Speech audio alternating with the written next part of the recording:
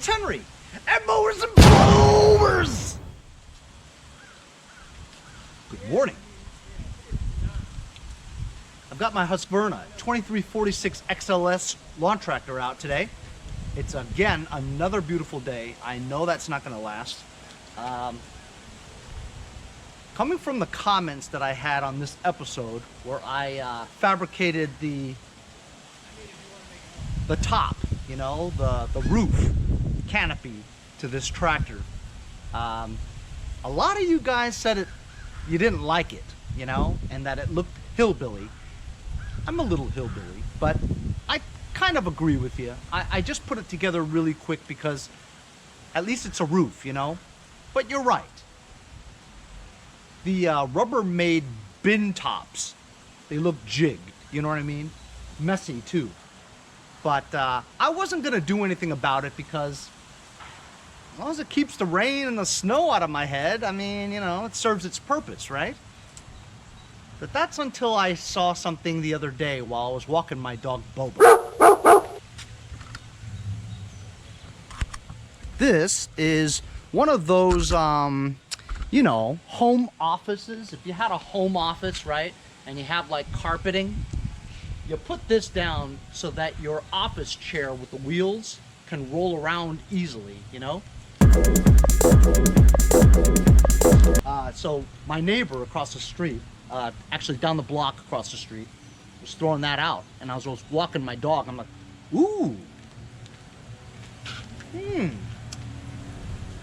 Wheels were turning in my head. I'm going, that might make a much better roof for my canopy because it's one clean sheet already cut. It's waterproof, which is the kicker, right? I mean, I've got the Lucas Oil flag on there. Once it rains or snows, it's just gonna get drenched, you know, and probably erode pretty quickly. This thing is one piece and it has no gaps, you know what I'm saying? I'll 86 the flag altogether because, well, I honestly just put it there so it covers up the ugly bins, you know, the bin tops. So you know what I'm gonna do? I'm gonna listen to my subscribers. You guys don't like it, I don't like it. Not to mention the fact that I got an alternative the next day, you know what I mean? So it's a no-brainer, I just gotta do it. So I'm gonna remove what I did.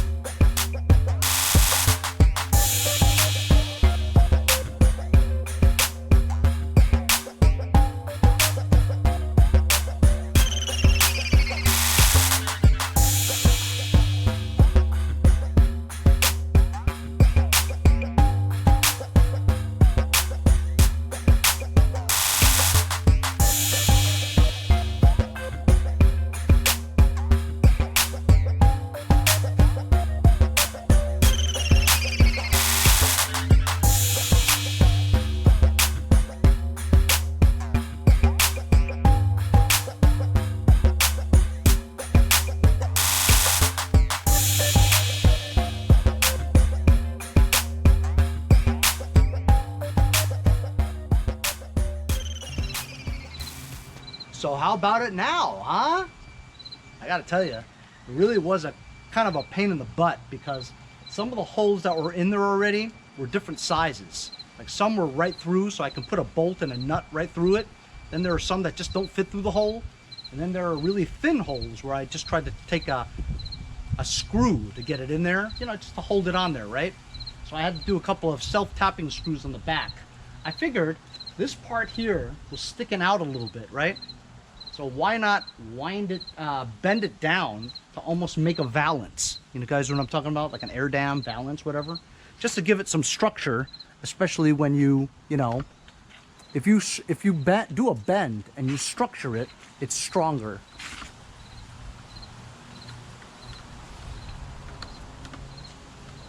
What do you think? Pretty good?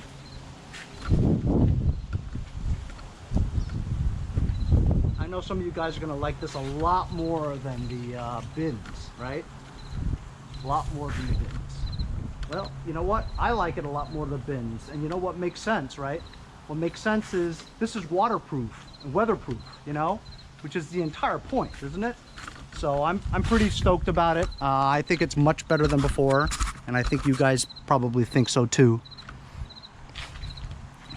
It kind of took me a while to do it, to be honest with you, but I kind of wanted to do it right, you know? Not just slap it on like I did with the bins, but that's what it was. It was just bin tops, you know, so I didn't really care, you know? But if I take my time to do it, you know, and measure correctly, you know, measure twice, cut once, whatever, it came out okay. Also, this part here was just like sitting there, you know, like a stand. It wasn't secured onto the dash at all. And so what I wanted to do was take this apart and kind of make two long rods that go down and into here somehow, you know, but it's welded on the bottom here. So I figured it's supposed to be like that, you know. It's another thing I wanted to show you. You guys remember I got this acrylic thing when I picked up that baby or pet gate, the see-through acrylic. I used one piece for the divider in my van. That worked out great. And then I thought, hey, maybe I can make like a windshield or something, right? But the thing about the windshield is, first of all, this isn't like totally clear. It's kind of damaged. You know what I mean? Scratched up. And so, you know, while it does protect my face from the wind and stuff, right? In the snow and in the rain, this will get all covered up and I'd have to stop and wipe it down and then it'll be smeared and stuff. So it wouldn't be very clear because, you know, unless I had windshield wipers, you know, and not only that, how would I even secure it? You know, I'd have to, I guess I could just zip tie it like that, you know, and that would probably work. But, you know, since it doesn't have any kind of like structure to it, you know, it'd be just like flappy and floppy, you know. But it's a work in progress, I guess. If I find something that might work for that, I might think about it. But for what it is, you know, it looks kind of like a golf cart now, doesn't it? That's exactly it. You know, I always wanted a golf cart, actually, you know, something that I just drive around the neighborhood and stuff. That'd be fun. But that's pretty good. I like it, you know, and I want to thank you guys all very much for suggesting that I change it up, because you're right. It looked ghetto before, looked hillbilly, jigged, you know, rigged up. This looks much better. Like I said, it looks like a golf cart now, which I like. I always wanted a golf cart. That's pretty cool. My friend Robert Nighthawk also said, hey, why don't you try to fabricate that bracket onto your Blue Bayou? And I thought of that. I really did. Because I would like this on my Blue Bayou. That would make sense because I'm snow plowing, you know what I mean? But looking at the angle of the rear with the Blue Bayou, the gas tank is right there, you know? And it's just, it's too wide. That bracket is just that much, you know? So if I wanted to stick it in there like that somehow, I'd have to do some prying of the gas tank. And also to secure it on there, you take a risk of puncturing the gas tank, you know what I mean? So, I mean, it's just, while I would like this for the Blue Bayou, it's just too much fabrication to get it on there, you know? So, just gonna keep it on here. Hey, who knows? If this engine and transmission are good, Maybe I'll put the snowplow on here. Or get a snowplow and put it on here. But then what would I do with the Blue Bayou? You know what I mean? Anyway, thanks for joining me on the Canopy Fabrication Revisited Part 2. Hope you enjoyed the episode. We'll see you guys next time on Mowers and Blowers.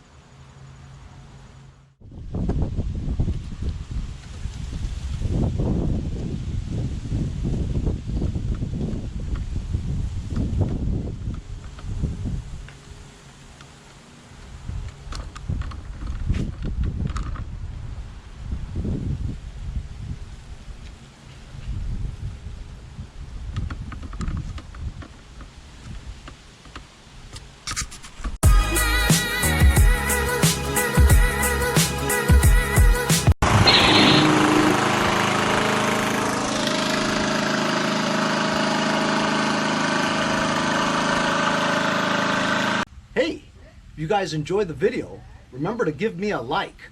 Also, comment below. Subscribe. Remember, it doesn't cost anything to subscribe. It's free, right? Also, hit that little bell. That way you'll get post notifications whenever there's a new video and you won't miss out on any of them. Remember to follow my Instagram and Facebook, as well as if you'd like to donate $1 or $2, paypal.me/mowers and blowers. Really appreciate all the support. Also, to keep the videos coming every day, support the channel. Bye. Hey Henry, see you guys next time on Mowers and Blowers.